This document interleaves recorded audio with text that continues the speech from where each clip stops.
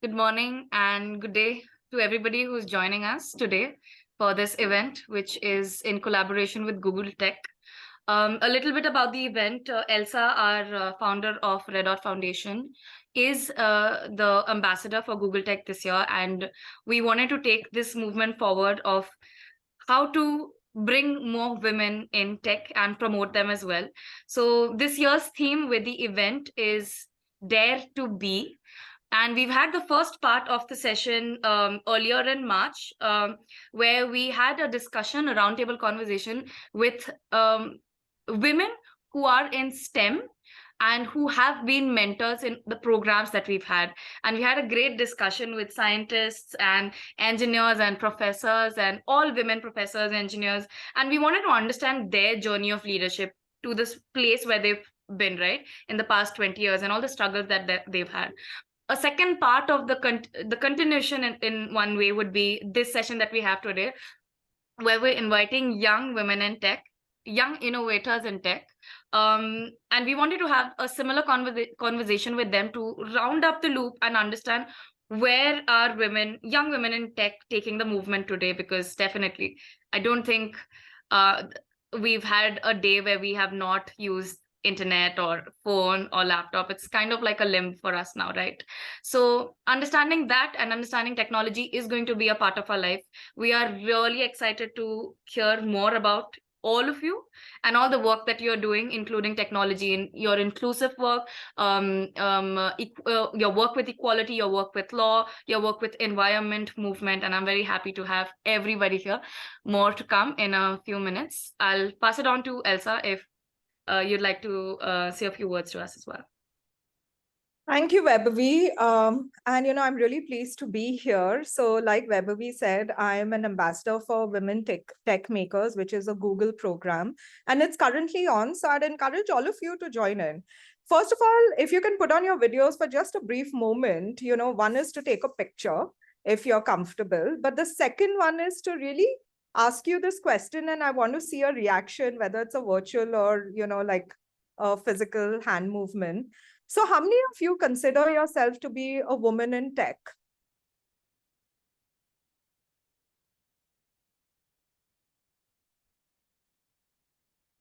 Okay, I was expecting to see 100 people, 100% of the people, because Vaibhavi just said that, we all use tech. We all use tech. We are all creating stuff on tech, whether we think of it or not. So sometimes you have to reframe your mind. This women in STEM, and we then put people in silos, science, technology, engineering, maths. Like, I think it was Bhavya who said, she's just a lawyer. She's not a tech person. I was a flight attendant. I started off my career as a flight attendant when I was 19. And over a 20-year period, I was always identified for my next promotion, but I went through different roles. So I was a safety instructor teaching pilots and cabin crew safety and emergency procedures. And there's an element of science over there, okay? There's an element of tech even as a flight attendant, okay? You have to understand the science of flying. You have to understand the engineering aspects of the tube that you're in, because if in an emergency, you have to exit it, right? Then I ended up in strategy and revenue management, pricing, and then I headed a department called network planning, where I had to optimize 500 daily flights. All of it was at the intersection of science, data, and economics. And whilst I graduated and I mastered in arts, English literature, what I ended up doing was completely different, right? And today I'm a tech entrepreneur. I got an award for being a technologist. And my brother, who's actually a technologist, studied computer science, was cringing because I got an award saying I'm a technologist. But what I'm trying to say is that you have to reframe in your mind all these labels, and you have to just own it, because technology is here to stay. It's part of our life. Like Vaibhavi said, it's our limb. We cannot not use it, right? This laptop goes with me everywhere. If I don't have my phone or my laptop, I cannot imagine my life, right? But just about 15 years ago, maybe 20 years ago, we were perfectly fine without Google Maps. We were perfectly fine without having a phone. We could remember phone numbers, etc. But today it's part of our life. And how we've used it is with a little bit of common sense, a little bit of practical usage, and a lot of community support. We've made Safe City, which is a crowd map for sexual and gender-based violence, a global platform. Today it's being used in 17 countries actively outside of India. In India itself, we have a large movement in 4 states, and we have, I think, 3,500 young campus ambassadors all over the country. I mean, Bhavyas from the Youth League of Safer Cities, which is a global youth group that came out of one of our programs. So we are now, like, I don't even recognize who's part of the team and who's not, because we are growing so quickly. And that's only possible because of technology. We can work from home because of technology. We've always been a work from home organization, even before the pandemic.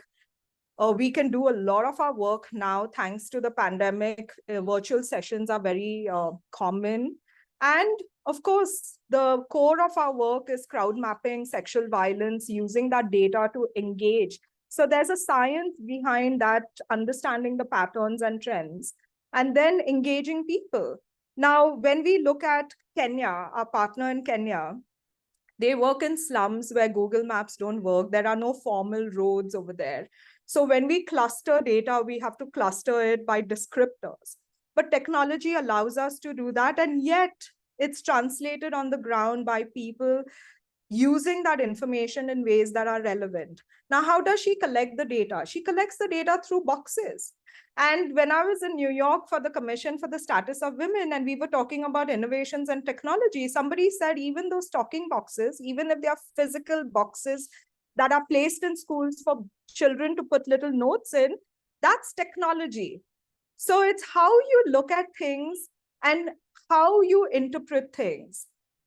We've just written 3 books highlighting women's leadership in different fields, because you don't see women everywhere. You don't see women on panels. You don't see them as experts. And therefore, they are in a way invisible and their work is not acknowledged. And our books cover women in sustainable development, women in STEAM. We didn't put STEM. We put A in the middle because we said we should have a holistic view of these subjects. And we had such amazing women from architecture, urban planning, and other fields which come under A, but it's actually a soft science, And even in science and technology and engineering, it was across different disciplines. Our last book was on water. We feature 29 women, and each of them works in a different area of water.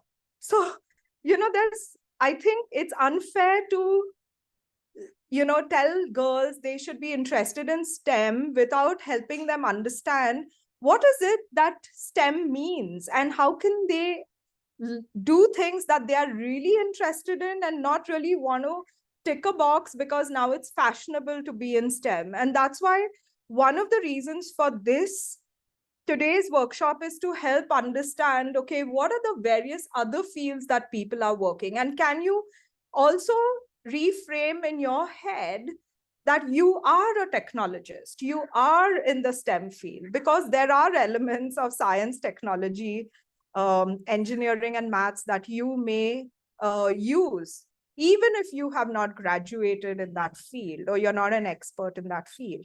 And today, our work is always at the intersection of several fields. So really helping us think about that. And I just want to close that red dot. Actually, we work at the intersection of gender, urban planning, and technology. So with that, I'm going to hand it back to Vaibhavi, and I'm really looking forward to learning from all of you the kind of work you're doing. Thank you. Thank you so much, Elsa. That was very important to talk for us. Just like an instance that I can remember now that I've been in touch with all the girls who have joined this conversation today, it's so important to understand, like Elsa said, technology is way beyond than the technicalities that we understand of, STEM in traditional knowledge, which is why every time that I had to speak to all the girls that we reached out to, half of them were like, I mean, I'm there, but I'm not really in STEM. I'm not really in technology. So I'm not sure about it. Maybe I can come, but I don't know where the conversation is going. So with that, I just wanted to say that we intrinsically start doubting ourselves as women who are, of course, in technology in some way. And that's how we somehow doubt the opportunities that come to us as well, where we have to think twice and, or maybe, talk to ourselves a second time and say, okay, fine, maybe I can do it. But at Red Dot Foundation, we encourage all of you to take that space to be who you are and to express the work that you're doing in the best way possible. And for that, we have been having a lot of challenges. So most of the people who have joined us today have been a part of our youth challenge or a data challenge, design challenge, or the mentorship programs that we have, where we make sure that your curiosity doesn't just stay in your head and you have the opportunity to express it as well and make the best use of it. And so we also keep in touch with everybody, even after the longevity of the challenge of the hackathon. And with that, we would like to know what you are doing now, everybody. And we can start one by one.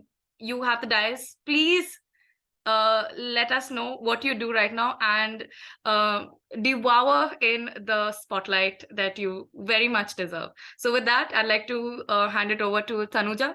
Would you like to tell us where you are and what you do right now? Sure. Thank you, Vaibhavi. The part wherein you mentioned that a lot of women say when you were talking to them that they doubted that whether they are a part of tech or not. I was about to ask you that question yesterday, and then I was like, no, they are reaching out to me because they think I'm in tech, so I am in tech. So I should not ask this question. So that call in itself was a reassuring fact for me, and I did not ask that question that way. So thanks for that.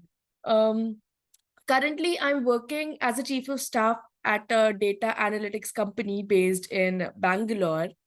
And if you ask me honestly, I don't think I'm a data person. I'm a data expert that way, but I'm a chief of staff at a data company.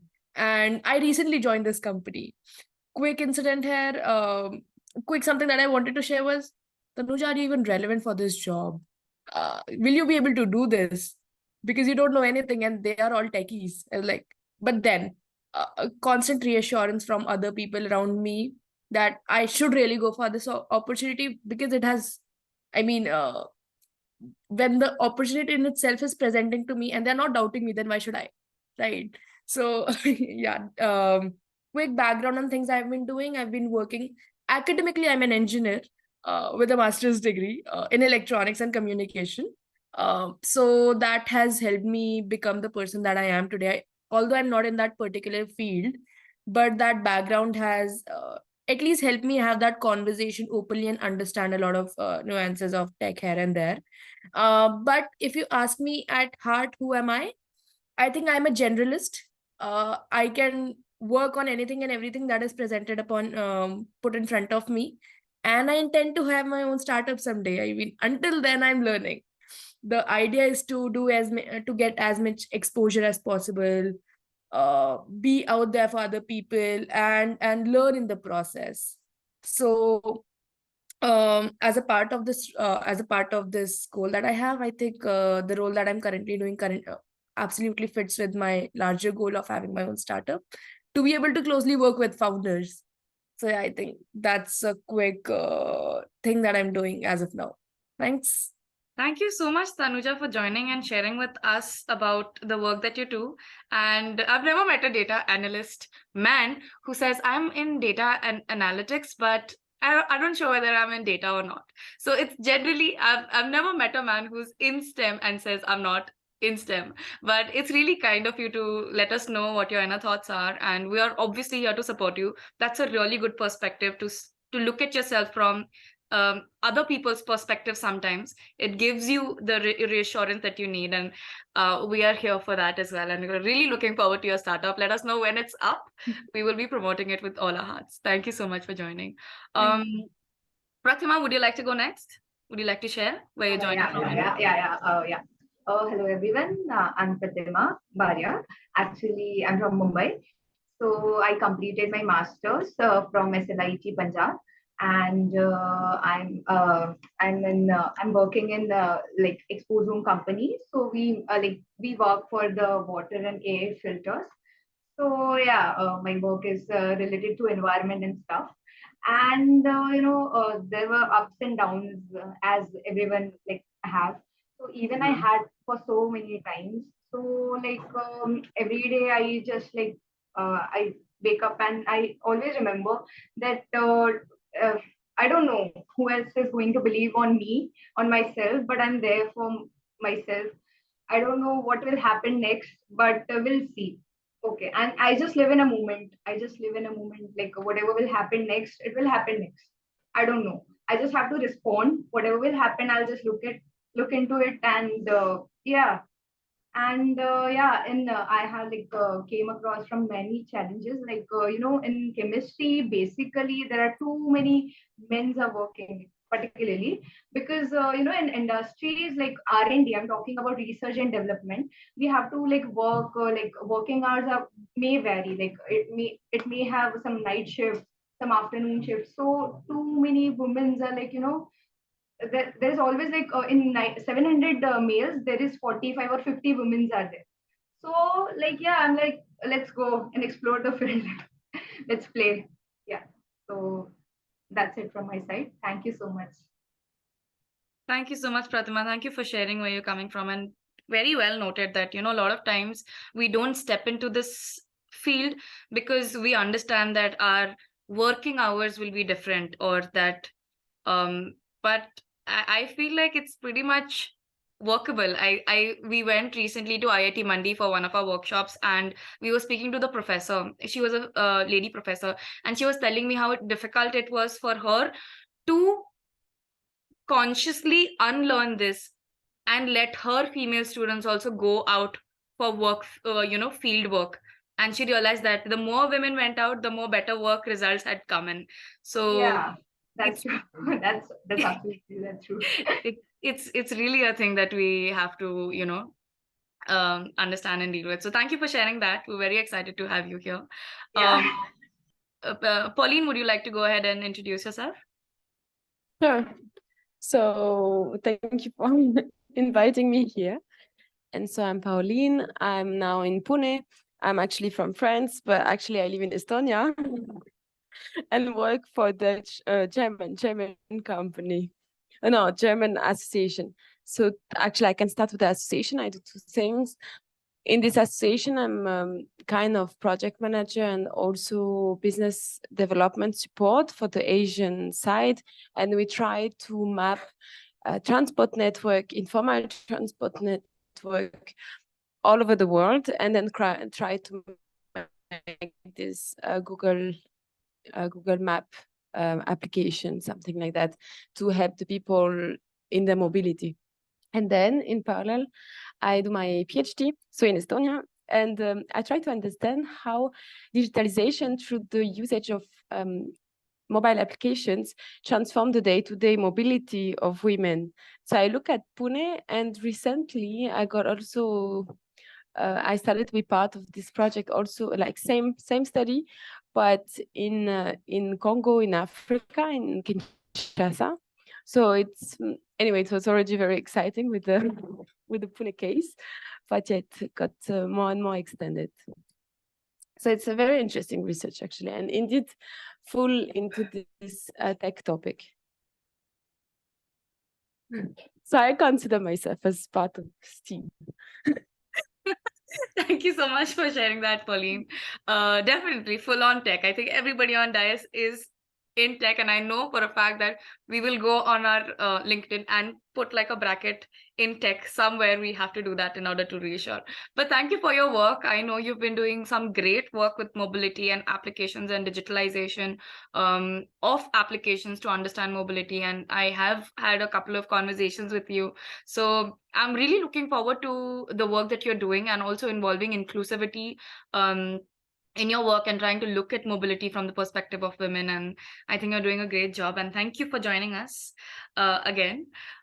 Yes, we have Erica. Would you like to go introduce yourself?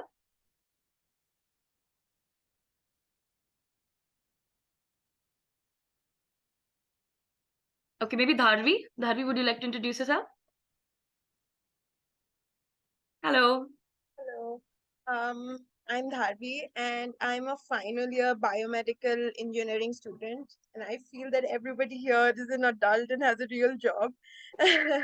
And there's really no real project that I'm working on because I'm a student right now. And I plan on going for masters as well. And I just feel that something as a student that I have seen around me is a real dearth of actual women peers. Like I'm in a class and there are just two other women students. And so there's really no other peers that you can sit and discuss. Maybe that professor was being a little sexist when he said that, right? You can't really discuss that with other boys because they'll be like, no, yeah, you're just, being a little oversensitive about stuff and things like that. So I think we really need to encourage more young people to take up STEM so that there's a community and you can discuss about your experiences, and then you can go forward and take up jobs at higher positions. So then you can make policies and get in other young people. So I think that is one of my experiences of really not having women around me, or even having real women mentors who can come and talk to me and tell me, this is something that you can take up or this is something that you can't take up and stuff like that. So I feel a little lost sometimes in college these days, but I think we'll get there. Thank you for sharing that, Dharvi. And we're really happy to have a student representative here as well. Much, much, much needed. And Tanuja is sending you a message saying, I know, I feel you, hang in there. You'll do good, Dharvi. That's very cute. That's thank you so much. This is the support. This is the pure pure relation that we really needed. And a really brilliant point brought in. I think when there is lack of women in any space, physical or even digital, you may end up, for those couple of women who are there, may end up feeling extremely vulnerable, or even face casual sexism or gender-based violence as well. And which is exactly why we need to go out and push a little more in order to reclaim what was our space, right? And I will come to that as well, but I would like to hand it over to Erica. Erica? Yeah, hi. Hi, Vaibhavi. And I would like to thank Elsa and Sheila for introducing me and also inviting me to this program. In fact, Sheila was the one who asked me to spread the word, and I was trying to get our girls to connect. There was one girl from my school, but she happened to move to Germany for a future program. She was from the NMIMS college, engineering colleges, SVKM, if I'm not mistaken. She just finished her engineering, and it would be an ideal project for her. And it's really good work that you all are doing. And I'm happy to be here to understand more about the projects that you all are doing so I can spread the word. Thank you. Thank you so much for joining in. Thanks a lot, Sheila and Elsa, for bringing more voices in. We really, really need it. Esther, would you like to introduce yourself? Good morning, everyone. Good morning. My name is Esther. I come from Kenya, from an organization by the name Polycom Development Organization in Nairobi. I am a champion for people with disabilities, women especially. I'm a champion for women and girls, especially when it comes to matters of safety, peace, equality. I'm also a champion for children's rights, and I'm also a champion to end gender-based violence among women and children. in Kibera slums. Thank you. Thank you so much for joining, Esther, and for all the brilliant work that you're doing, and also pointing out that technology and digitalized world, STEM in some sense is also another way of bringing more inclusivity by bringing more disabled people in the conversation, more marginalized people into the conversation, more people from different backgrounds into the conversation, because that's one space that will interlink all of us together and give us a platform, an equitable platform for everybody. And with that, thank you so much for joining from Nairobi. We're very happy to have you here, and we'd love to know more about the work that you're doing in the roundtable conversation. Thanks, Thank you. thanks, Esther. Thank you. Thank Bhavya, you. why don't you introduce yourself? Sure. The place that I'm connecting from is YLSC, which is a group of 8 dedicated professionals from different countries, Nigeria, Togo, Italy, Croatia, and India, working towards online sexual harassment and combating this in the teenage population in India and our respective countries, India for me. And what we did together was devise a curriculum which can be adapted by our respective countries to really bring in the idea of talking boxes, which Elsa previously spoke of. And for me personally, it started with talking to the counselors how they can intervene in terms of bystander intervention and really imparting education about what needs to be done by children when they are seeing their peers undergo online sexual harassment. So my projects in my personal life, apart from YLSC, are also very much centered around inclusion and diversity. I work as a research assistant for my there's a CNS, there's a center here which works for neurodevelopmental disorders as well. So the areas that I basically focus on are about bringing people together on an equal footing. And coming from a place where I was training to be a lawyer, it was also a field where women are not equally represented. And going forward, even applying psychology into the field of maybe business or creating interventions, that is also a male dominated area. So the basis and the future is looks very tangentially connected to male predominance. So yeah, that's a barrier which I perceive in my immediate context, and I hope to find my ways to get out of the vicious cycle, hopefully, with my skills. Yeah. Thank you so much, Bhavya, for letting us know about the work that you do, and definitely brilliant work. I think the NCRB data for last year says that in the past 2 years, the online crime rate, the cybercrime rate has increased by 111%, which is a lot, which also shows that the more technology gets into our world, the newer problems that we have to face. And I will not go into the meta world issues and the AI issues that we may have in the near future. But even with the technology that we have, which is readily available for us right now, we are seeing a lot of cases of online harassment, online threats, so many issues that are happening with children as well, with grooming, with when they're playing games, video games, etc.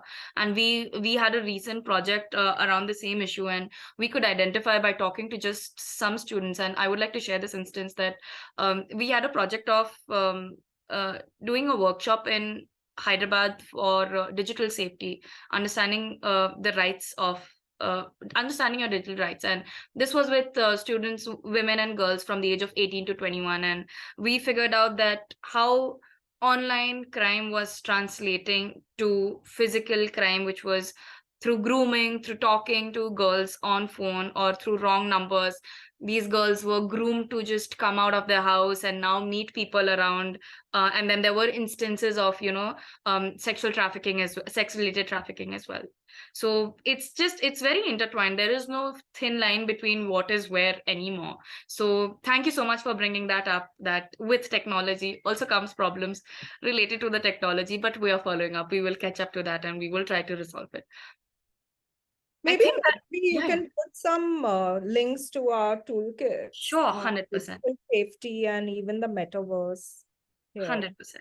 100%. So we have a Know Your Digital Rights toolkit as well as a guidebook on understanding metaverse, which was created for teachers and parents of children as well as parents. So it has all the details and smallest of jargons, trying to understand that world, and then correlating it to the crimes that happen, or the plausible issues with it. So I will definitely share it with everybody, and you can share it with your peers as well. It's a really good read. It's easy read as well. Okay, so before we move on to the roundtable conversation, and this is brilliant, we are super on time. One may say we are ahead of time as well, but that's really great from our end. I wanted to introduce to you something that is going on right now, which is the anti-street harassment week, that is from 16th April to 22nd April. This is an international event that happens every year, and this is the 13th annual event, and we are lucky enough to be the co-hosts for this event with Catcalls of New York and Stop Street Harassment, two organizations that have initiated this movement. The movement is going on currently all across the world, where people are participating in trying to have a conversation about street harassment, whether from the perspective of the victim, whether from the perspective of perpetrators, and from the perspective of bystanders, or how you can eliminate or at least reduce street harassment instances of street harassment. So we have a lot of someone is having a football match in order to reclaim the space, because that's the hashtag that we're going up with, hashtag reclaim your space for anti-street harassment. So someone's playing a football match, someone's going ahead and chalking down the comments that they got when they were walking on streets. Someone is creating banners, posters, slogans. Some are going for training, some are taking trainings. So with that, I would like to open it up for you as well, if you are interested in anything like that. But it's also great to have this discussion while we are in the anti-street harassment week, because it also in some way leads to the bigger umbrella of discussion, which is equality and equity and inclusion and diversity for everybody, not just women. But for today's conversation, with that, we would like to head towards our roundtable.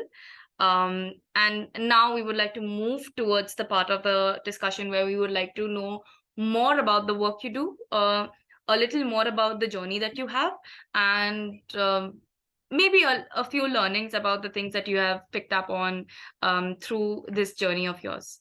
So just a minute. Elsa, are you there?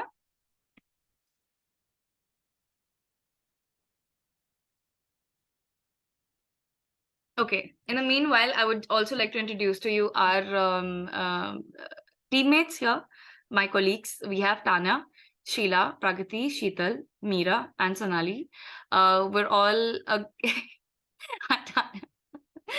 so we're all joining in to listen to all of you, and at some point of time we may have been in connection with some of you in order to take our projects forward, but just from the perspective of the organizers, the teammates, I just wanted to let you know that we constantly keep talking about all the people, especially the brilliant women that we have come in touch with, and we constantly, during our team meetings, be it, or during our project reports, be it, we constantly bring up the work that you have done. So just to put it out in the universe, in the bigger universe, there is constantly somebody talking about you, and the high chances it is somebody from Red Dot Foundation, because we really appreciate the work that you do, and we would love to be a part of this journey and see where you go ahead as well. So Tanya, Sonali, Sheila, would you like to say something about the brilliant women that we worked with?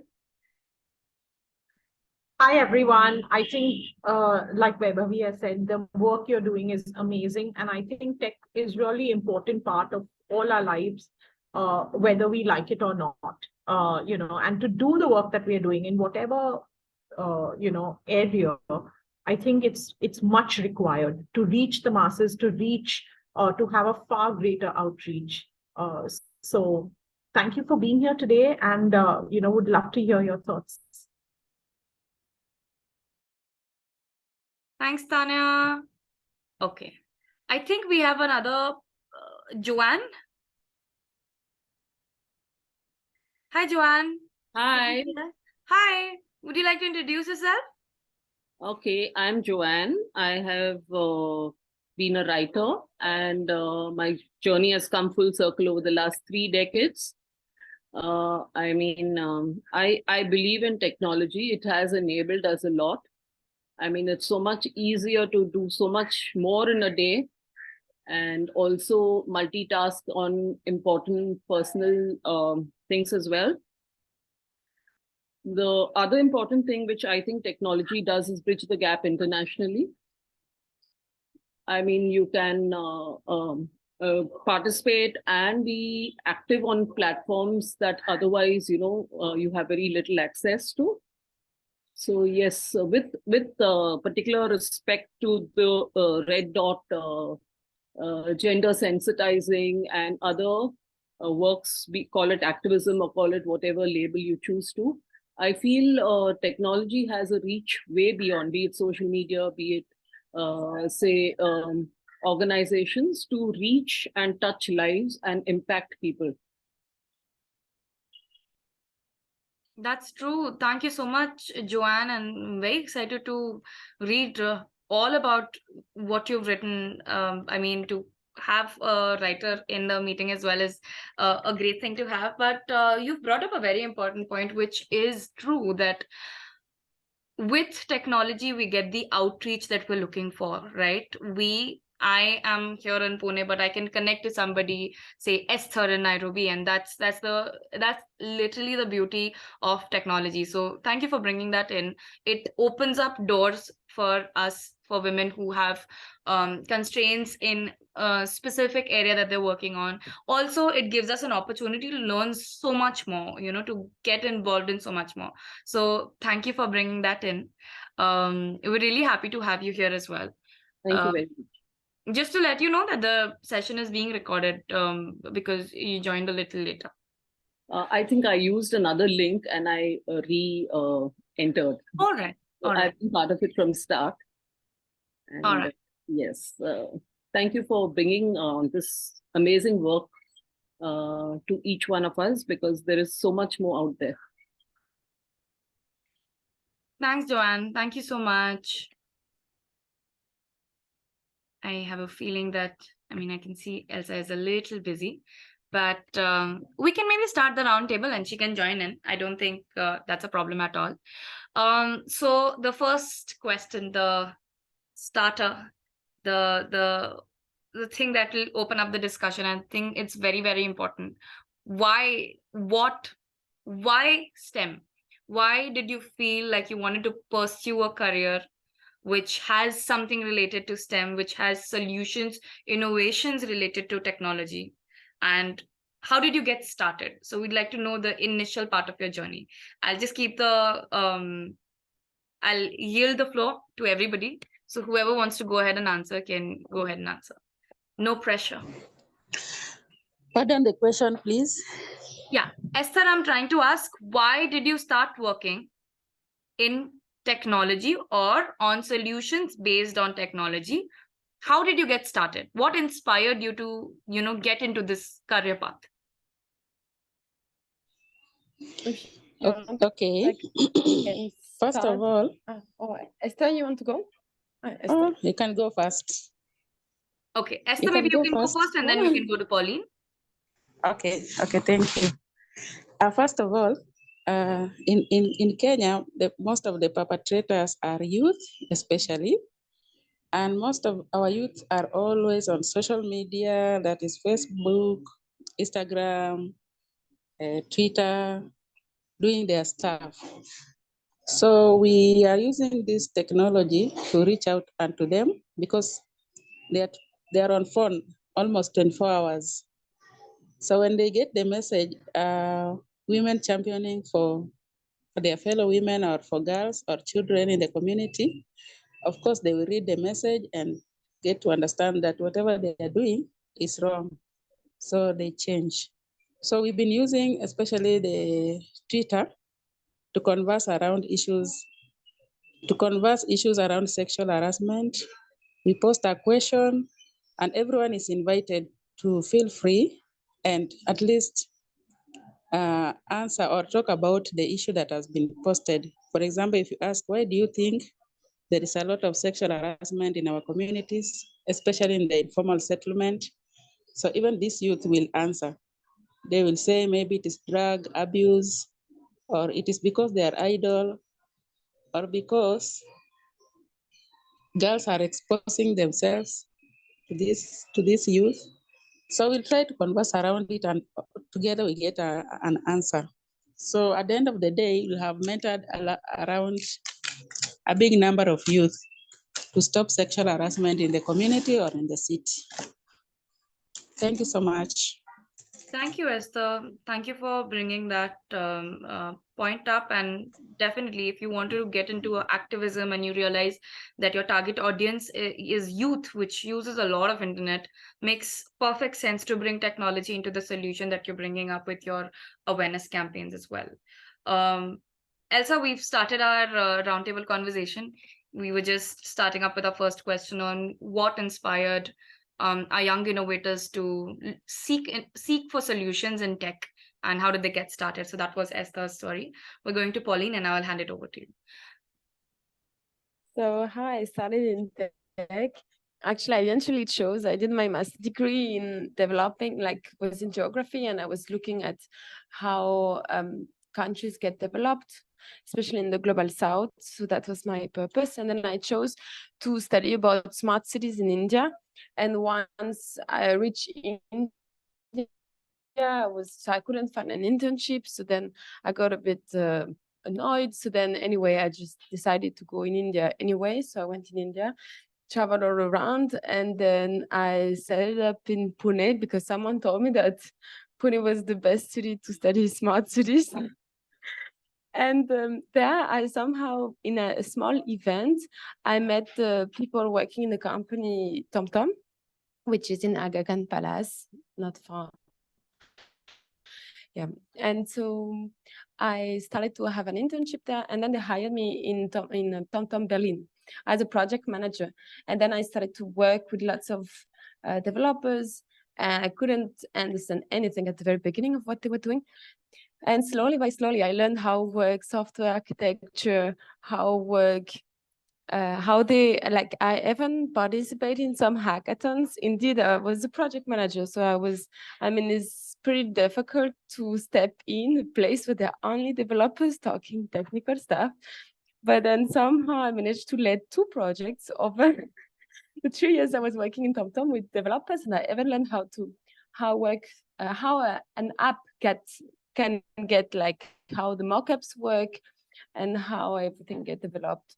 And it's all the time people were considering me as not technical. I'm not really technical, but still it doesn't mean that people who are not technical cannot understand. It just depends also how it's explained. And my colleagues, I remember my colleagues, I would ask them help for teaching me how this coding maps thingy work, and they would make drawings and stuff, and the servers and all, how it worked. And now it's stuck in my head. So it's something I don't have I know that I missed knowledge about I didn't do study in engineering, programming engineering, but still it's something at least which how say there are many jobs in tech anyway, and doesn't require necessarily to know how to code. That's all. I hope I answered the question. Yeah, you did, of course, of course. It's really nice to see that somebody who was absolutely not from tech stepped right into in the midst of app making and understood everything. And it's really nice to see that you had your colleagues who were there to help you out with the process as well. And that's true that there are so many jobs in tech. You necessarily don't need to have the understanding. This is something that you can learn through the job while doing the job as well. So thank you for sharing that with us. Anybody else would like to share? Yeah, go ahead, Bhavya. Okay, so I'll tell you why I feel that I need to diversify into tech.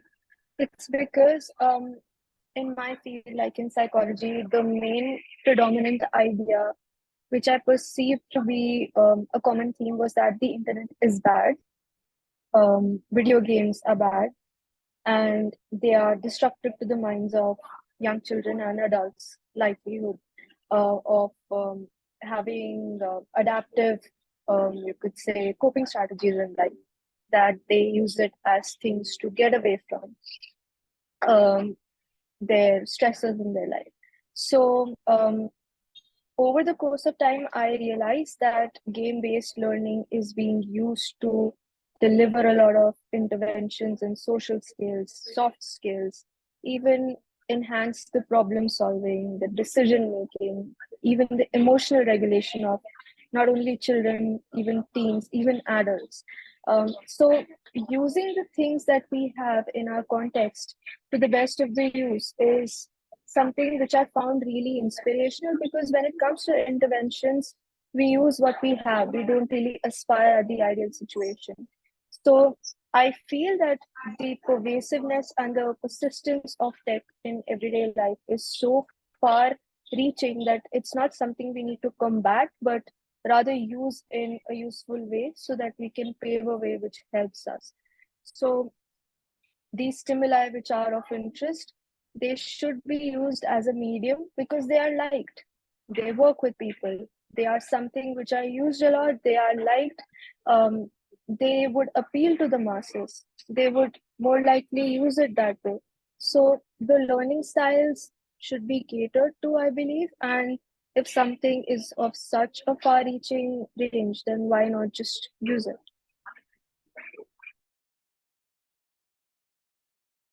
Thanks, Bhavya. I'd also encourage the Red Dot team to, chip in as and when they feel. But we are wondering, how can we make the STEM industry more inclusive and diverse? And what role do we have to play? So personally, I think it's dumbing down tech and making it more accessible, making it more usable, making it more relevant, you know. We've had a lot of innovation challenges, and is creating a platform for learning by doing, and it's okay to fail. I mean, we have several of you here who've been through some of those programs where we bring in experts to teach you. We look at it from different perspectives. So either it's a design perspective, or it's a legal perspective, or maybe it's a hardcore data perspective, and then do something about it. And it's only when you actually get your hands dirty, that you will either succeed or fail. And even in failing, it's learning, right? Because you now know something doesn't work out. So so like today we have the ESG final fellowship where Prathama is going to present. Now, whether she was successful in a 6-month period or not is to be seen, or a 3-month period, but it's okay. But the most important thing is, have you tried to do it? And there's so much of learning in just trying to do something. Because life is not easy. There are so many things beyond your control that, there's, like, I like to look at problems are in ways like, which ones can you control internally and which ones are beyond your control. Beyond your control, there's no way. You can have strategies to mitigate it, but internal, there are things you can do to actually control it, but we have to be aware of it in the first place. So who wants to kickstart this? And please feel free, Team Red Dot, to also join in.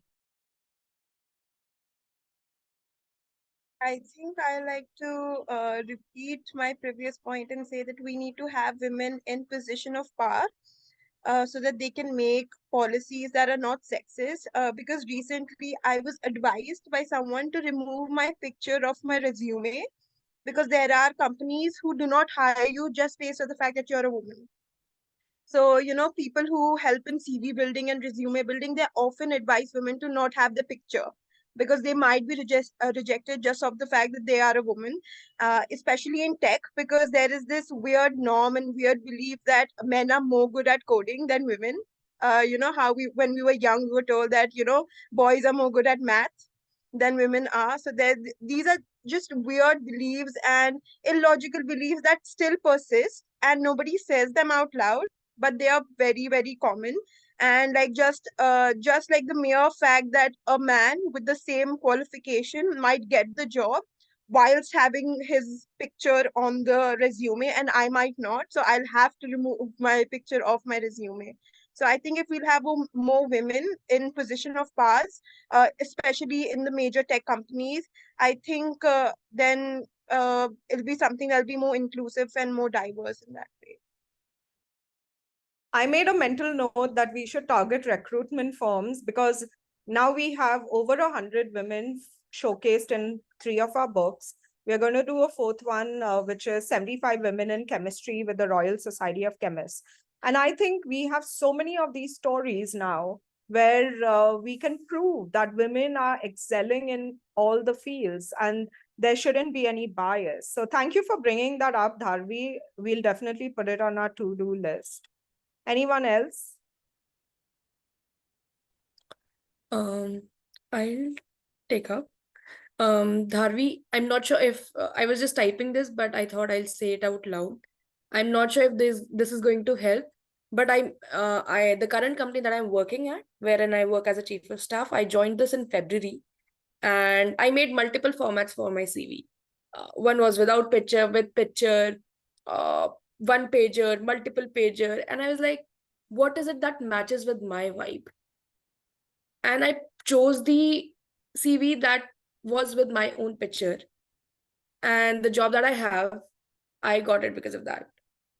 For that one particular CV. And to answer your question, not to answer your question, but I think just to add a point in to make it more clearer for you as well, so that you don't feel that you don't really have to do it and there are women that are not doing it, is I got a lot of interviews because of that CV, wherein people, recruiters, founders, CEOs actually told me on the call during my interviews that they jumped on this call only because of my CV, because they liked what they saw and they wanted to speak with me. So, you know, when I directly skipped a part wherein I was not even interviewed by HRs, I was directly in touch with the founders because they liked my CV that way. I'm not sure if this is going to help, but I just wanted to speak out loud so that you get more confidence, and whatever you're deciding to do with your CV, it works out. All the best for that. Now coming to the question that is asked, like, to make this field more inclusive. When I say inclusive, I will refer to inclusivity not just to females, but anybody who doesn't identify as a male, as a non-male population like that. And how we can do it is to give more role models, something that Dharvi already mentioned. So when you're stepping into a country, not country, but I mean in a company, when you don't see a lot of women already in the tech field as coders or as team leaders for that matter, how do we do that? We give the young women the opportunity to co-lead the projects, to manage the projects along with a mentor, along with the current senior member already.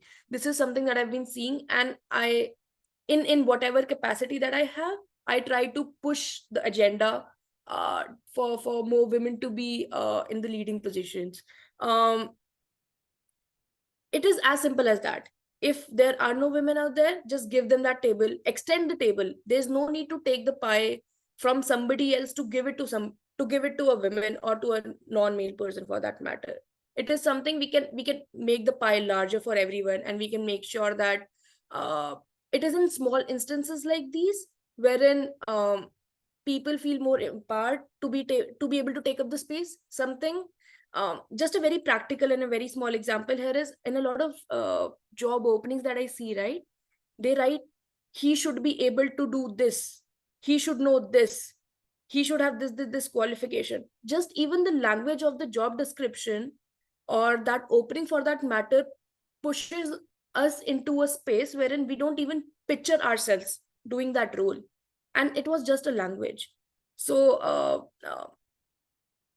on the other hand, I have seen a lot of companies also changing the job descriptions as she should be able to do this. And initially, when I started reading those kind of job descriptions, it felt a little weird, honestly. But then I started empathizing and started taking that job description in a light that, okay, this company is really looking forward to something, and this is their way of making the change. So making the space familiar and easy to step into is, I think, one of the directions wherein we can have more people, more diverse workforce joining in the hands and working towards it. Thank you so much, Tanuja. I think a brilliant point brought up on language and inclusivity of language and how much it translates into job opportunities in the initial part of your career, and that really is important. Also, as Esther said, we would love to see your different formats of CVs for different job opportunities. That will be something that we'd like to learn from as well. I would like to take this moment and just introduce a few of our panelists who have joined now. We have Saima, who is our YIC challenge a participant. Saima and her sister, they came up with an innovation which is called the Cool Her, which is a prototype for an application which will allow you to, just like Google Map, understand which location is environmentally cooler for you as an inclusive community as well, to go and just relax in that place. And that was the idea that Saima and her sister had come up with. So thank you, Saima, for joining. I know Saima has a thesis, so she may speak to us in a while. We also have Chaitra joining in from SALT. Now, SALT is an application which is a beautiful application. I'll tell you how we got in touch with them. We had invited them to take one of our master classes on finance, managing personal finance, for one of our hackathons, which was happening. And it was a mind-blowing session for me, especially as a woman and as somebody who intrinsically doesn't have the understanding of finances, right? So it was really good to see that they have developed an application which helps you manage your personal professional finances, as well as them taking up trainings for women, very women inclusive trainings, and trying to make women understand that this is how you save up and this is how you invest, and this is what the application, and super easy because you just have to put things in the application.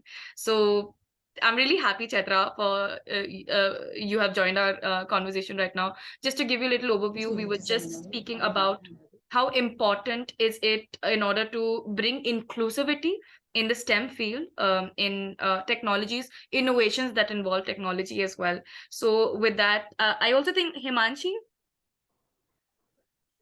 Hi, Himanshi, would you like to introduce yourself? I'm not sure where Himanshi is joining in from. We have, it'll be amazing if I get to know where you're joining in from. And we have Joanne as well. We have Joanne as well. Okay, maybe Himanshi and Joanne, you could put it up in chat and I will read it out later if that is something that you're comfortable with. With that, opening the floor. Oops, sorry. Okay. With that, we can move on to the round table. What do you think, Saima, Chaitra? How important is it to bring the factor of inclusivity in STEM-based solutions that we're working on as women ourselves as well? Yeah. Can I go first? Esther, can we take Chaitra and then we can come back to you? Is that okay? Okay, sir. Okay. Thank you. Yeah. See, I think this is a little bit of it's a very interesting conundrum. And in the beginning, when I started SALT, my view was this was a distribution problem, right? Meaning I thought that when companies make products that they know largely women use, they go and distribute actively to women. But when they make products that they think everybody will use, they distribute it in a certain way. And that certain way is largely is male first. right? Because all of us grow up in a patriarchal society where when we think about all, we think default male. Like, what Tanuja was just now saying about resume or a job description saying he, like the pronouns, right? The pronouns we use where we use default male, the usage, just the whole thought process of ours is default male. So if you don't believe me, just go and look at why Amazon could not succeed and had to still acquire diapers.com.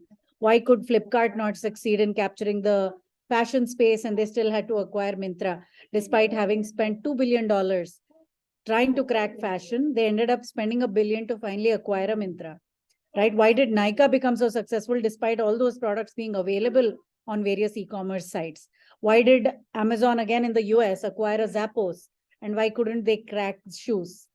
Right? So whether it's maternity, beauty, fashion, because those industries, the people building those businesses think that women are the primary or the main consumers of those products, they do things differently from day one, which get baked into their distribution strategy, their product.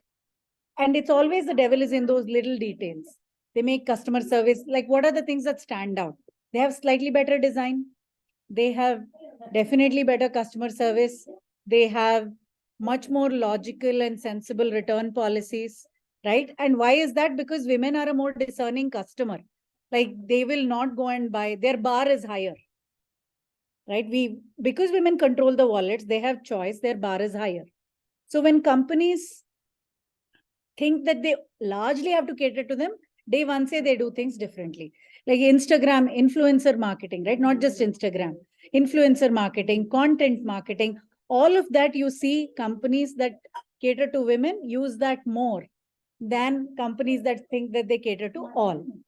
So my hypothesis when I was starting Salt was, if we take a Nykaa, Myntra, Zappos, diapers.com approach and apply it to distribution of financial products and services, then will we reach the same, will we be able to crack open this market that currently is underserved, right? It's underserved in many ways. And the lazy assumption that the industry reaches is that this is not an underserved market. It is a demand problem, meaning there is an intention problem and there is a demand problem. That could not be farther from the truth. Because think about it, right?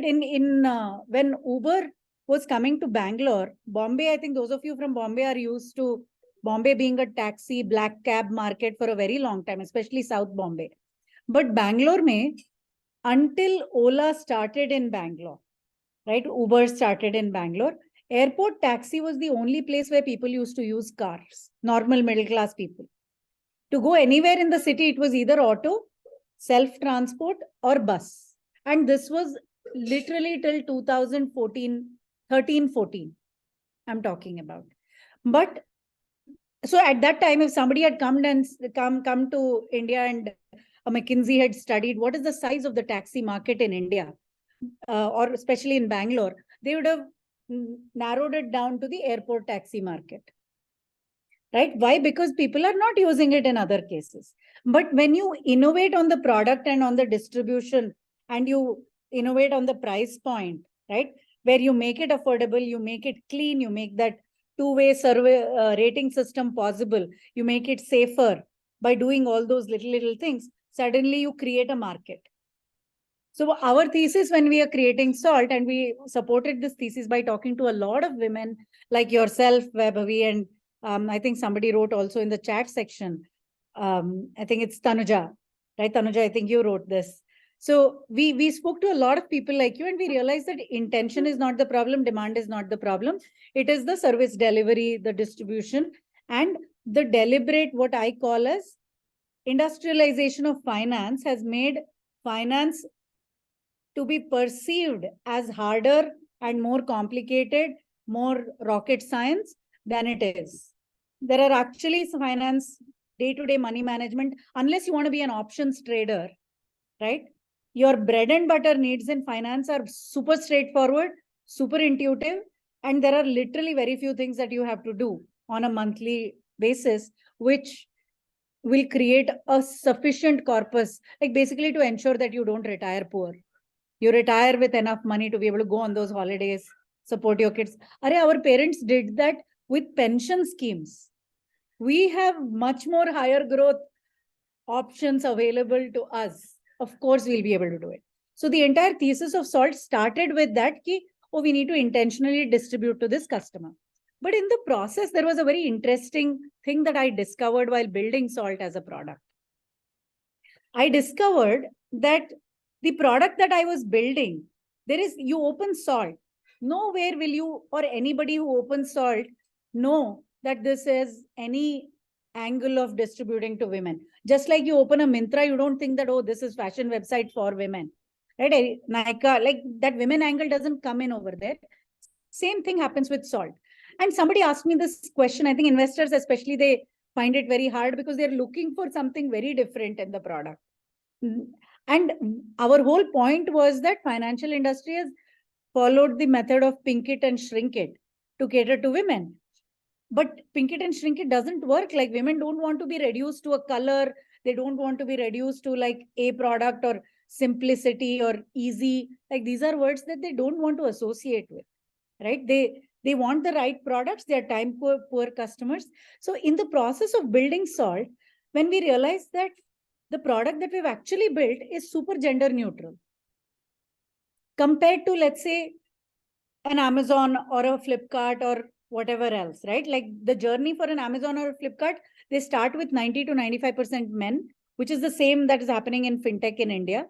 And then they go on to like 50%, the gender ratio becomes normal at a much later stage in the evolution of the company. And then the lazy assumption they come to is, oh, women are late adopters of technology. Oh, women are like not, science and math, they don't like it or they find it hard. Like these are like myths that need to be busted. Because I realized in the process of this is when you focus on women actively, you build for all. So the path to building a truly gender neutral product is by keeping women at the center of the universe. And I have now data to substantiate this. So we have spoken to some verbally spoken 1 hour long conversations to about 200 customers and 200 customers even before we built it, right? Potential customers. Then we ran this thing called money personality test across about 250,000 people have taken this so far. It gauges a person's knowledge, awareness, money habits, basically their relationship with money is what we evaluate. It's a proper psychometric like MBTI or anything else. By doing all of this work for the last 2 years, what we have discovered very, very clearly and in a simplistic manner is, let's say you're a company. You want to go and do a survey and get opinions. You send out a survey. All you have to do is make sure that 70% of your respondents are women. Intentionally just make sure you gather 70% inputs from women and more 30% or 20 to 30% men is more than enough. What I have discovered is men are homogeneous in they are way more homogeneous. You talk to 2 to 3 men out of 10, you get an idea what are their needs, what are their, and it's maybe they're simple-minded. I don't know what the biological or the sociological reason for this, but factually, this is what I've discovered. Second is you have to talk to 7 to 8 women. And when you talk to them, you get at least 3 to 4 different needs that come out. So in your product, if you want to cater to the max demographic, then you talk to at least, all you have to do is in the early days, be more intentional when you're doing your design thinking, research, etc. Collect those inputs and then build for all those people that you spoke to, all those personas or archetypes of customers or whatever you want to call it. In the process of doing that, you build a superior product, which everybody loves. So when we started, we thought that we were only women was what we were thinking. But as we started building, our own engineers at the company, unfortunately, engineering is still male dominated for whatever reason. They were all like, "Arey, mujhe bhi ye chahiye. Like, I want this product too. I have the same issues."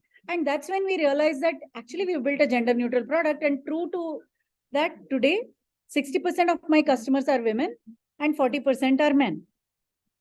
So, and I actually have to maintain that actively. Men are so easy to acquire. They are low cost. They are like very quick. But the reason why it makes business sense to focus on women, though they are a little more expensive and they take longer to acquire, is that women have higher loyalty. They open up higher share of wallet to you as a customer, and they open up additional profit pools. The market adjacencies they open up to you very rapidly are so many. You cater to a woman, you cater to the household.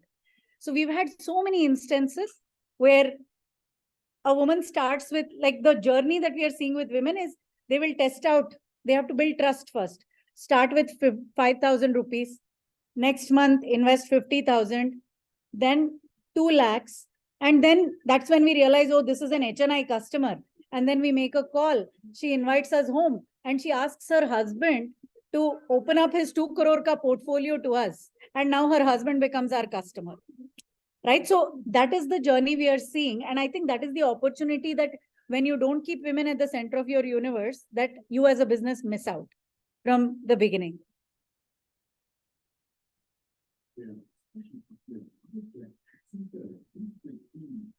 That's amazing. Thank you so much, Chaitra, for sharing that. And, I put in the comment section that right from the design stage, there should be a gender perspective, because then your product can be used by everybody, but it doesn't exclude anyone. Yes. So thank you for sharing that. The question that we had, I think Esther wanted to speak, but I'll just re-emphasize that. How do we make the field more diverse and inclusive? What are the ways? And I think if we can think of more practical ways, that will be great. So earlier we were talking about, even at the time of applying for a job, how do you present your CV? On the other hand, like some people said, recruitment firms do not look at pictures where, do not consider CVs that have a picture of a woman.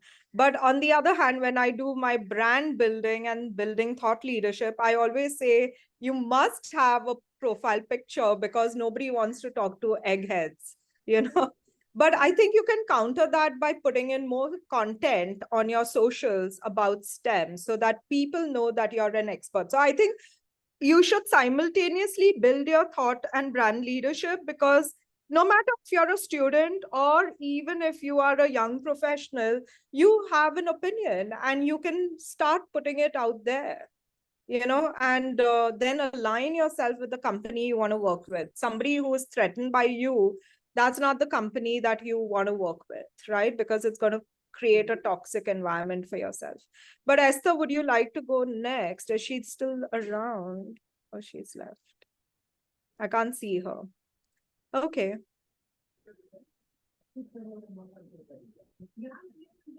Okay, we have some other questions if this is not, if we exhausted this. One of the questions was also, have you called out any incident that has happened in your sphere, and what are the ways that you can challenge the bias? So is there any adverse situation that you faced which you advocated for yourself? How did you feel when you advocated for yourself? Because even in that, there's a risk. You're challenging somebody, and there is an underlying threat that you might be cut out from some job, promotion, etc. But sometimes you might be surprised. Like, for example, there was one performance appraisal, I remember. We had a new CEO, and he instructed all the heads of departments that we have a limit to promotions. And the bell curve. So he says that the ones on one end of the bell curve, you have to knock them off, shove most of them in the center, and only a certain percentage you have to put in the top end. And whilst my boss, for example, had many high performers, he actually told me, you're a high performer, but I have to fit you into the bell curve. And so I have to push you into the center, which I thought was so stupid. And he told me that, and I challenged him and I said, I'm sorry, but I will not accept this. But I had reached a stage where I could challenge it, but I felt good challenging him, Because I said, no, I don't want to put up with this bullshit. You know, just because somebody wants to come up with a new metric, either you recognize all the high performers on your team, but you can't just say there's, you know, only certain amount will be rewarded for it. But yeah, do you have any situations like that that you would like to share? I think Pauline is raising her hand, but I have something to share after Pauline goes. Okay, go ahead, Pauline. Me first? Okay. It happened actually very recently and it's still ongoing. So I work in an association, so Trophy Association, and I'm somehow paid. So we had some challenge with my salary because somehow they gave me a very good salary at the very beginning for one project, but then I continued the salary, but then the president came to me and said it's a bit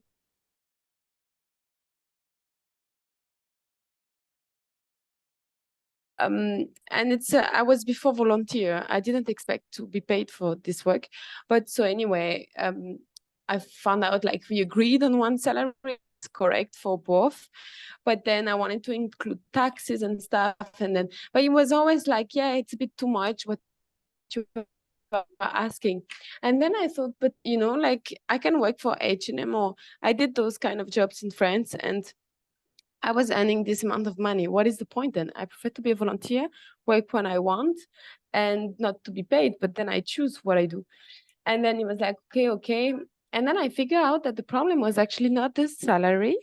The problem was that he always had the impression that I was too well paid just because he was not putting me in the right category. I think he always think that I'm an assistant. So on the contract, he always write that I'm either an assistant or a junior. But I'm 30 years old and I did work in TomTom for 3 years in business development as well as in project management. I do a PhD and I'm really 30 years old and I have many years of experience. So now I try to tell him like, but it's very difficult. So I discussed it several times with my colleagues and all. I mean, it's not the first time that someone really think that, or you know, take me like the little sweet girl who would say nothing and who has just few experience and who is always excited about every project. But it's like very difficult actually to get out of the situation. To make people understanding that actually it's not granted, and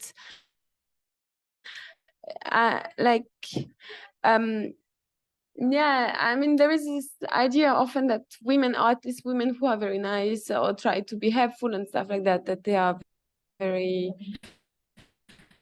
often treated as indeed like the statue, actually. I don't know if you have any comment on that. So I think, Pauline, what I was going to share is kind of builds on what you're saying. So personally, I've not had experiences, maybe because I have not worked in corporate, or like I haven't worked a job for as many years in any company to face promotion resistance.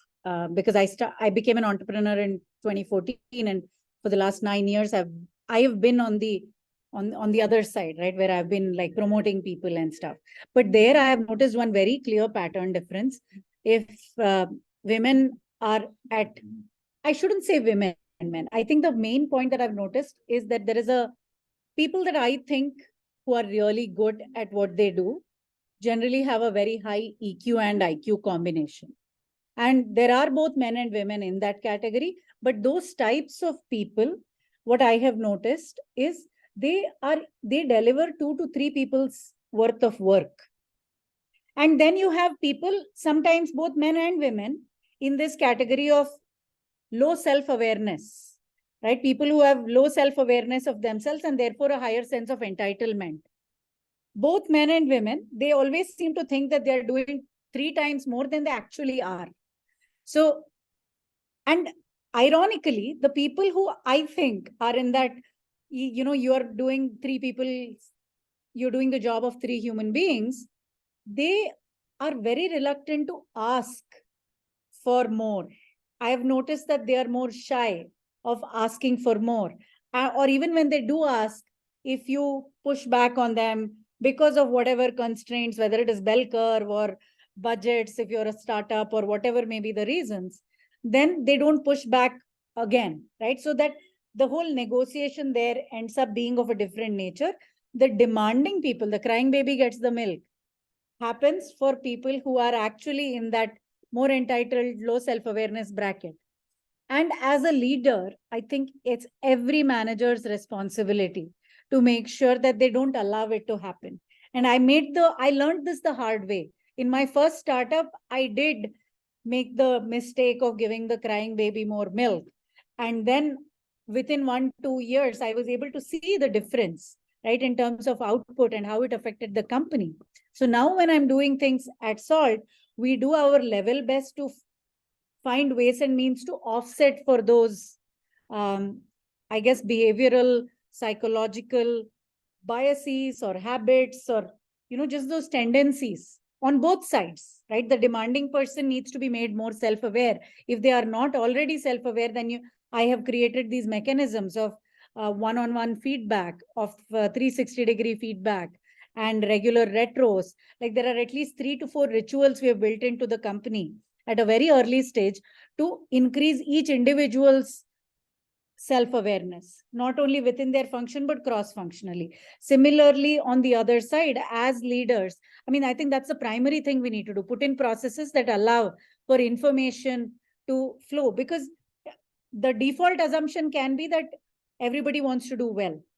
The entitled unself-aware person, you can give them the benefit of doubt that they just don't know. They have more blind spots, right? But just because they have that, you will be unfair to the other people if you do not solve for this, right? And I think there is an onus of making sure that these people, because you know that they are doing so much, as a manager, whether they ask or not, it's your responsibility to make sure they are compensated fairly. These have been like just 2 simple observations and learnings.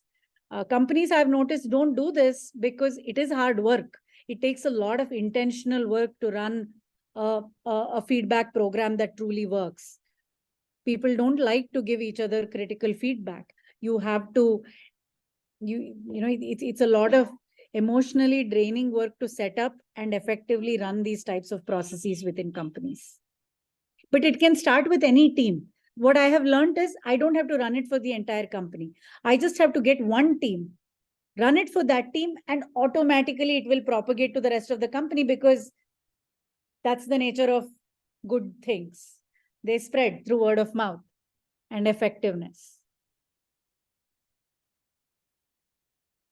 Something I'll highlight here is, I'm not sure if it is, if it answers the question, but this is something that I did at my first job. Apparently internship, by the way, right? It got converted to the job. But by the time this happened, I was still an intern. So there was some bro culture thing that was happening. And then people were like, Tanuja bro, please do this. No. Tanuja bro, please get me that data here and there. Initially, I was like, okay, fine. And then over a period of, I think, 3-4 months, I started hating that word. That, no, don't call me bro, I'm Tanuja. Even if you call me Tanuja, I'll still do that work. And then, by the way, I was an intern and it was COVID 2020, and then there were like layoffs going on here and there.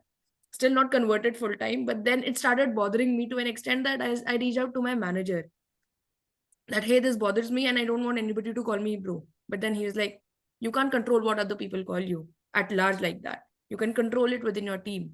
I was like, yeah, fine. So he asked me, what do you want to do about it?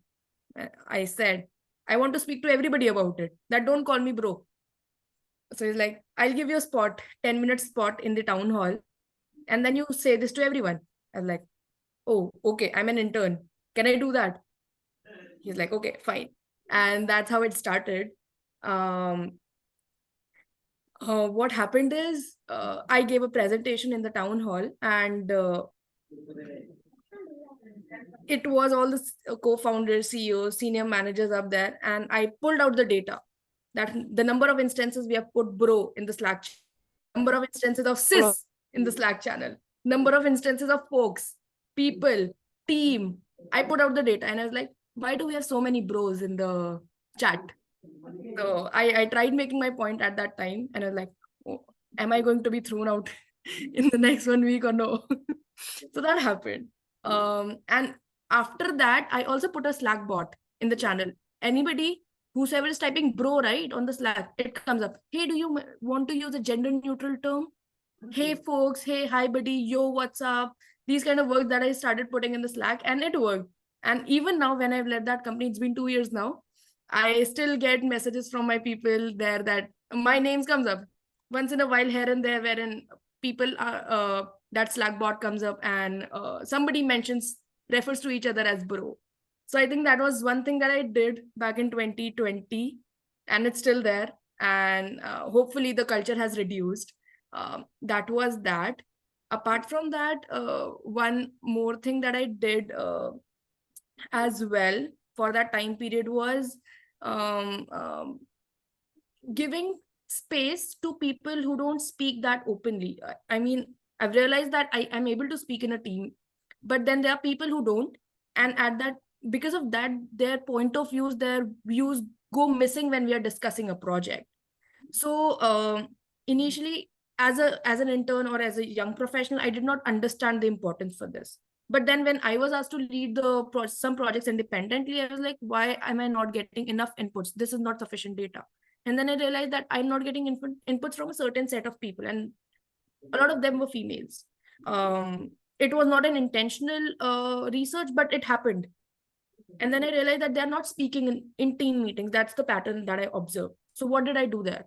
I started making meetings more inclusive by giving the document. I started preparing detailed document of what it is that I want to discuss in a meeting. And I started giving it before the meeting itself. I mean, 24 to 40 hours in advance, 48 hours in advance, in the calendar description itself, and specifically reaching out to these people that, hey, I've given you comment access to this document. Can you please write down your questions and comments for each and every point that you feel is relevant in the document itself? And then I started addressing those questions in the meeting by referring to their name and then giving them a chance to speak up that what it is that they want to do about my feedback or about my answer to their question. And then I think I felt better about it. I'm not sure if it worked or not, but yeah, this is something that I tried doing. So I just wanted to highlight, yeah, that. Tanuja, that's brilliant. I mean, I have to say that speaking up on time and in front of everyone and using data to support what you're talking about, you aced you checked all the boxes and you did it perfectly. And the second one is incredibly hard, right? It would have meant you doing a lot of homework yourself ahead of time. That requires a very high degree of personal discipline and keeping that cadence going. So kudos to you.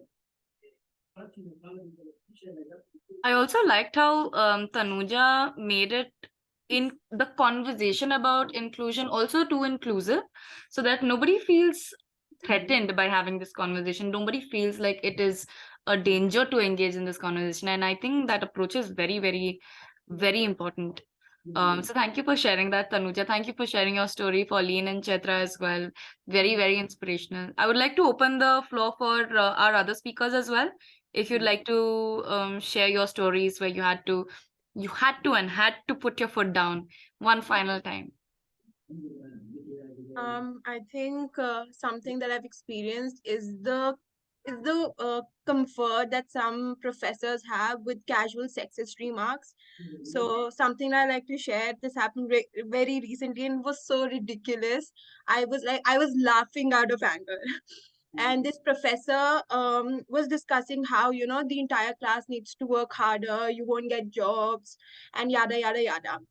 So everything was going fine. And then he goes on and says, the guys in the class, you need to work harder because, the girls, they have an option. They'll just get married if they don't get a job. But you guys don't have that option. You can't just get married. You don't have an easy life like that. So you guys need to work harder. The women, well, if they don't get the job, they'll just, get married. And I really sat back and said, you think that's a privilege to have that sword dangling over your head, that if you don't do well in your job or if you don't do well in academics, your parents will just marry you off? You really think that's a privilege?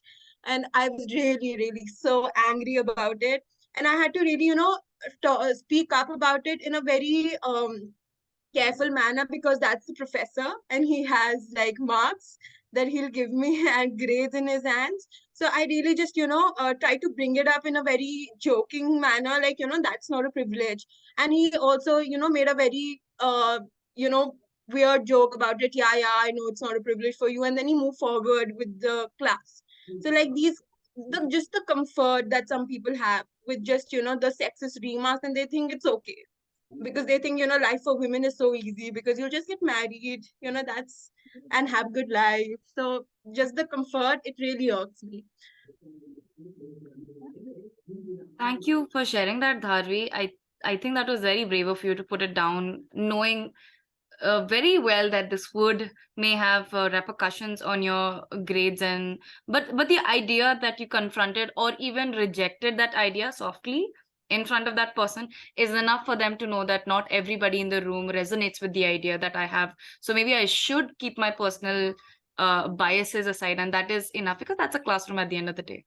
I think Himanshi in the comments has also said that similar thing happened to me as well, not by the professor but fellow batchmates. As I failed in many of my interviews, they told me just flaunt and dress beautifully and you will get selected for the internship, which is ridiculous. And Himanshi, this is pretty much a similar pattern that is recurring. What the professor says gets translated to the students. The male students believe in that, and then they go ahead and say the same thing in their friend circle when they have women involved in that circle as well.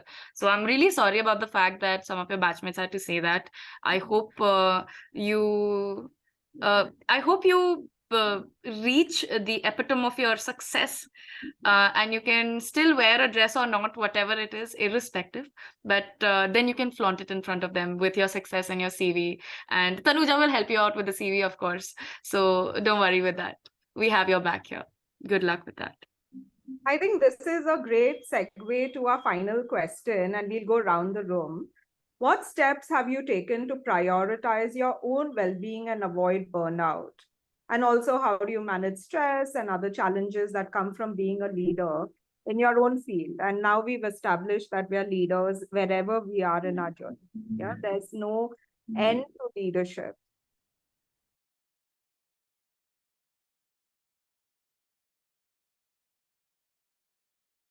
Pratima, go ahead. Yeah. I would like to start. Yeah. So, as the previous question was discussed, so like that happened with even with me as well. So, if the condition is very stressed out, so I just take a deep breath, to put everything out, and I'm like, yeah, I can do it, you, 4 to 5 sentence, which helped me to move on from that situation. Yeah, I can do this, and yeah, I can manage that, and whatever the situation is, I can just fight with that. Yeah. Thank you.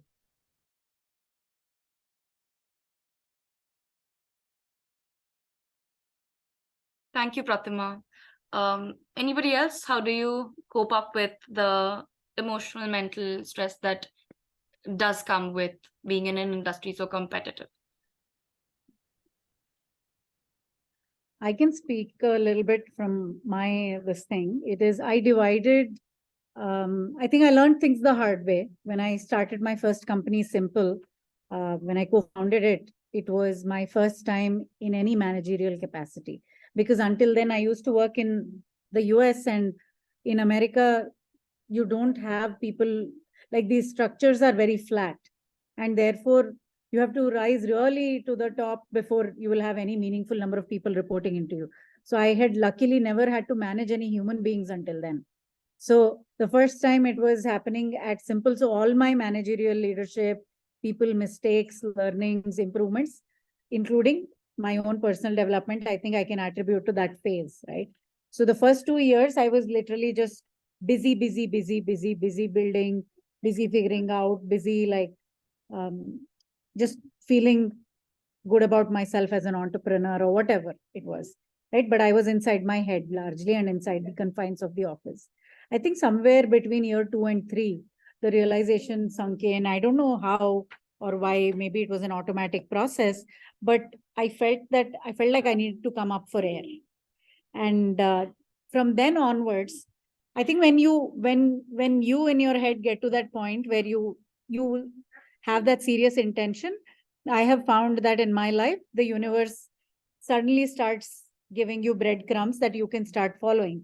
The first one of them was one of our angel investors who came in, and there was some reason how he got involved in a few of these like feedback sessions. The feedback one-on-one session that I was talking to you about was an idea he mooted. And I tried it out, implemented it in the company, and it really worked well. And in that process, I got to know him a bit more.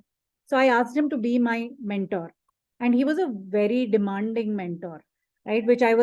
So I was very lucky about it. He used to make me use Excel spreadsheets. I had to there was a very clear process that he would want me follow, and he wanted to track my progress. He wanted me to track my own progress every month. To this day, he's my mentor. And to this day, whenever I meet him, I complain that he gives me more homework than I've ever done in my whole life. But having such a person, and when you see such a person, asking them to intentionally mentor you is one very useful thing I've found.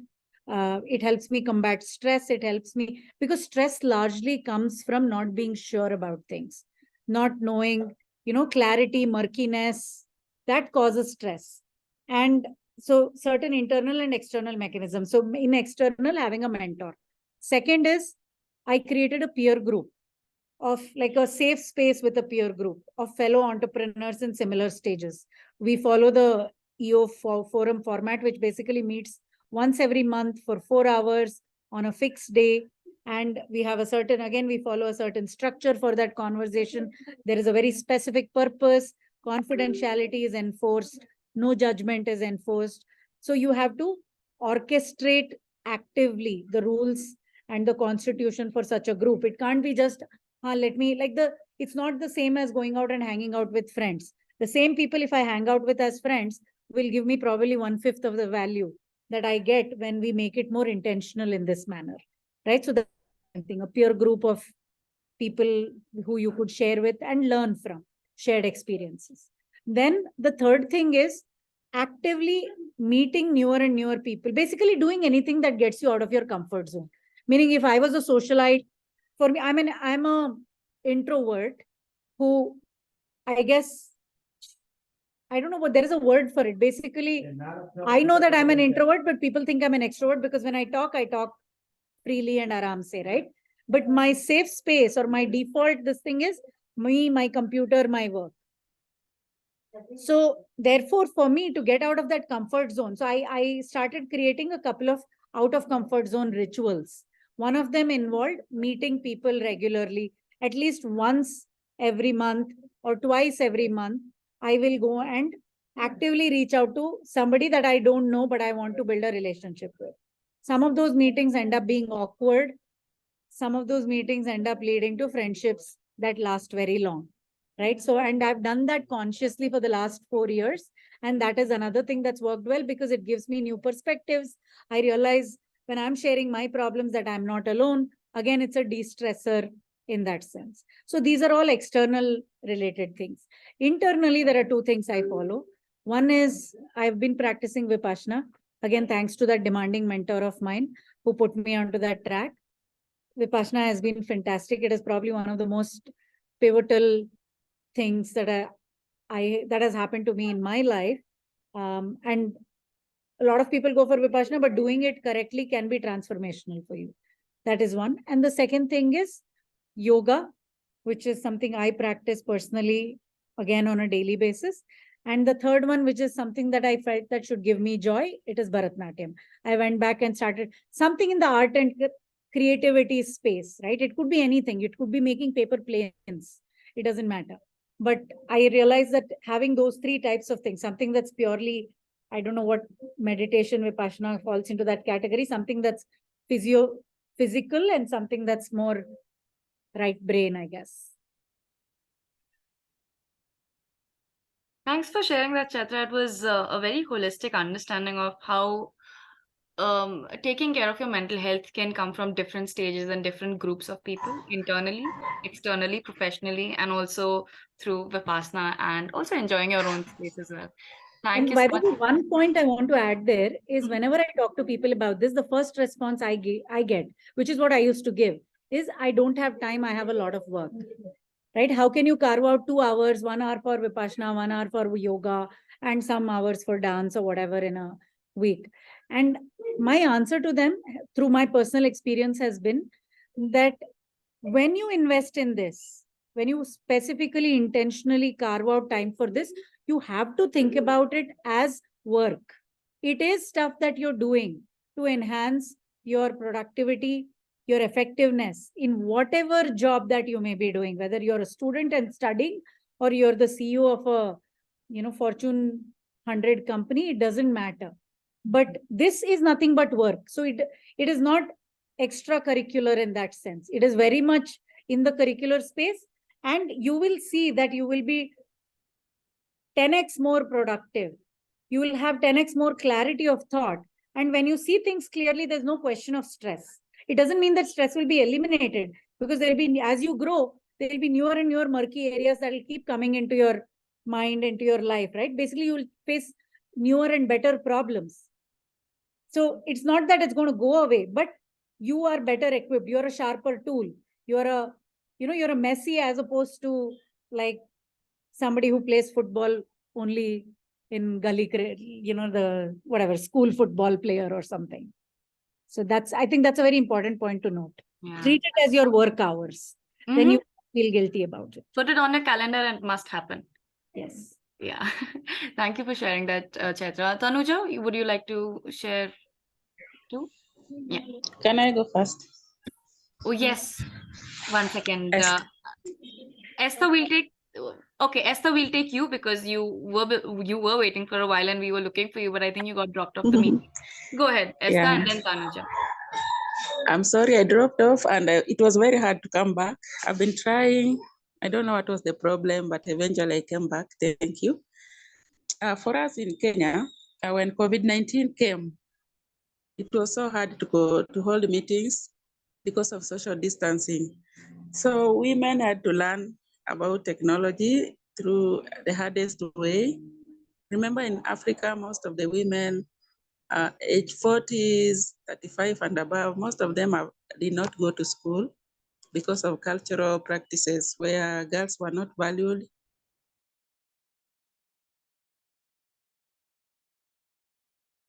Definitely. Esther? Women were forced to learn technology behind raise their voices. You cannot hear me? You can hear me now? There was a glitch, but yeah, continue. We can hear you now. Okay. So women have been learning the hard way to raise their voices through technology. So we had to teach them about Google Meet, Zoom, and it was so hard for them in the first place to have the touch screen phones, the ones that we have nowadays. So we've been teaching them to download these apps, Google Meet, Zoom, all those platforms where women can raise their voices, the WhatsApp, the Facebook. So first of all, we download with them, we sit down with them, we train them on how to use it, how to go for a meeting using the technology. So, and if they're not able to understand, because you have young women in the community who are very well conversant with the technology, so we make sure every woman is sat down with a girl or a young person or a youth to take her through the process slowly by slowly so that they are able to understand. Since then, from the COVID-19 up to now, we've seen a lot of improvement with women.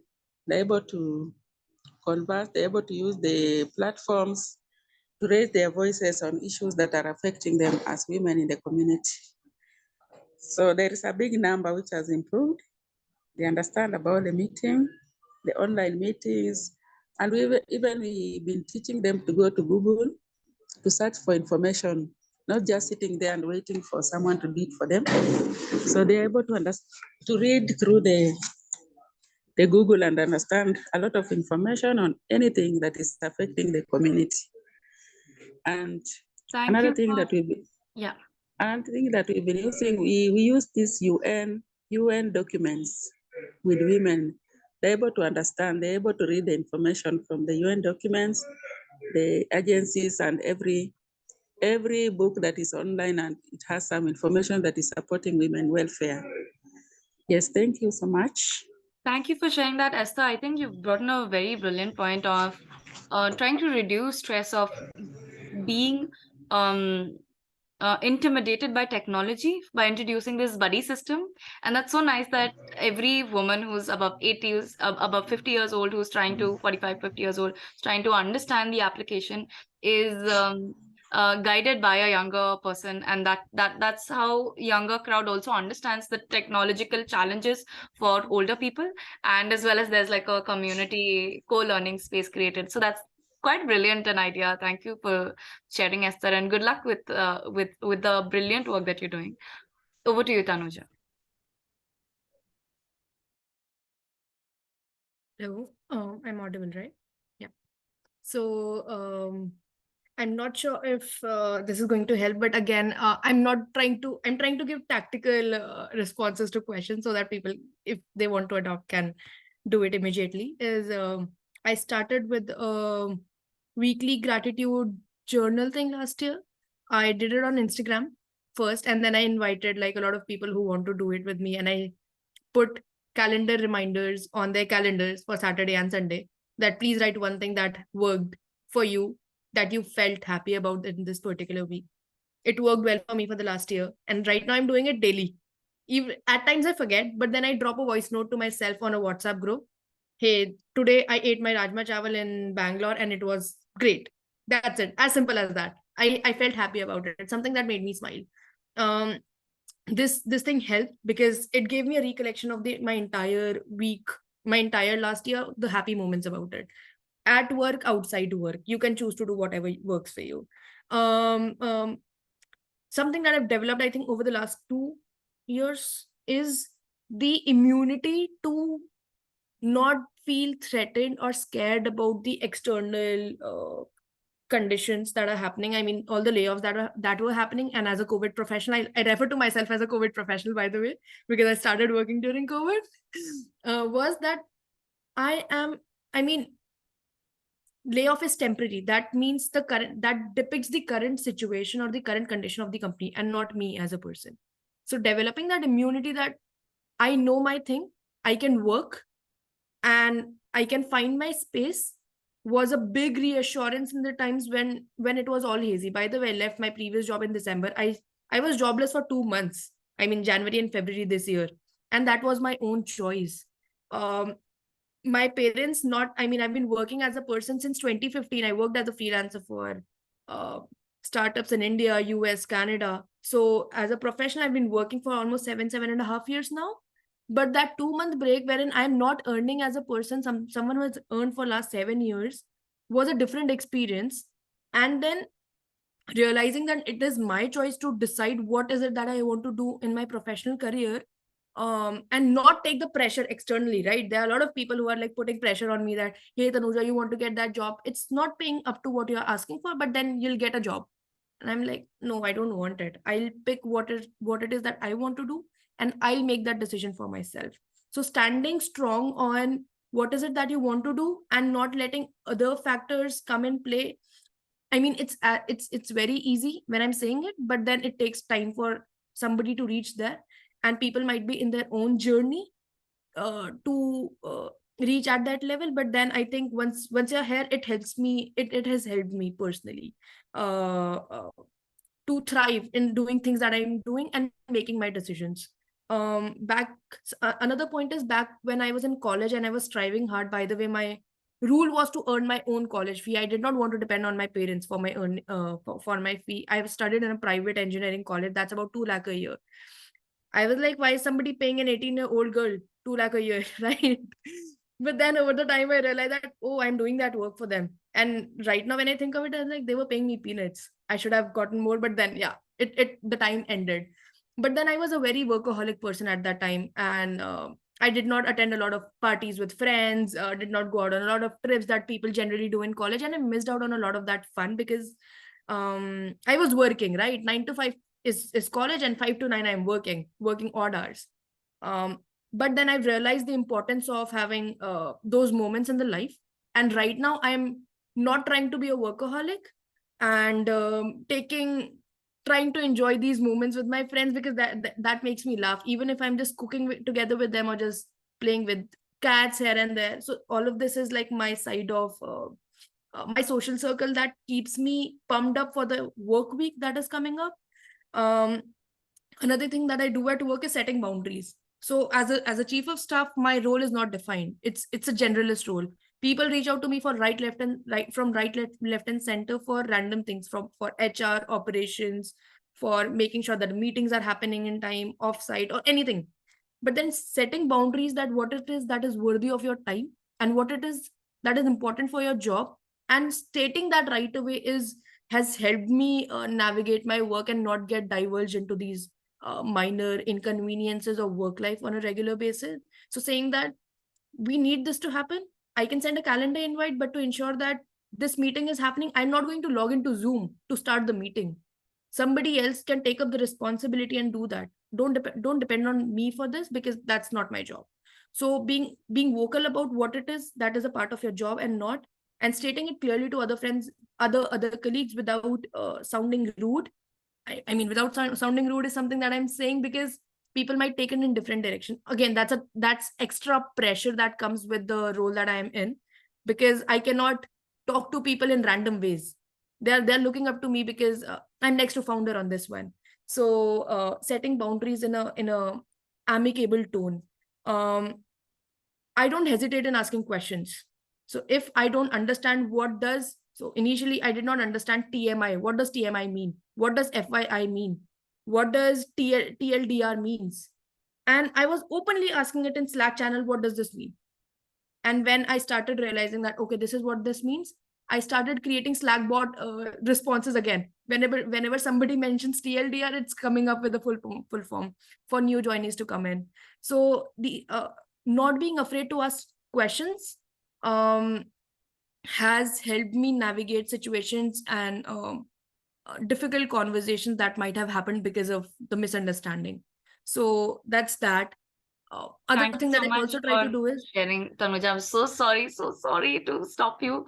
I know this conversation needs to go on forever and ever, and you've brought up such important points. And I know you have, in the audience that we have right now, we have had people who want to reach out to you and speak more about it. Chetra, you too, Pauline, Pratima, Dhari, Joanne, Himanshi, Saima, Esther, Bhavya was also here, Erica. Thank you so much, everybody, for joining this conversation. I am supremely excited about the fact that this conversation went so well. And the very fact that I feel like if we feel like talking more, if we feel like this is a community we feel safe with as well, and we would like to share more, I am going to share our Discord link with everybody. We have a Safe City feminist community that we have created on Discord, and we have similar conversation on daily basis. So we can have I think what we need a server on the channel that we have. We would love to have an opportunities for women server, and we can speak about how to apply and if there are opportunities, then we can speak about those opportunities as well. And then if you want mentors, if you're seeking for advice, I think this is like a great bunch of women that we have, especially in tech, who would love to help out. And I am definitely going to create that, but I will share the link of it as well. I have shared the link of Padlet too, in order for you to send a message out to young innovators on Padlet and tag yourself from where you are sending it, and they will be able to read it on a huge map. This is a part of our anti-street harassment campaign that is going on 16th April to 22nd April.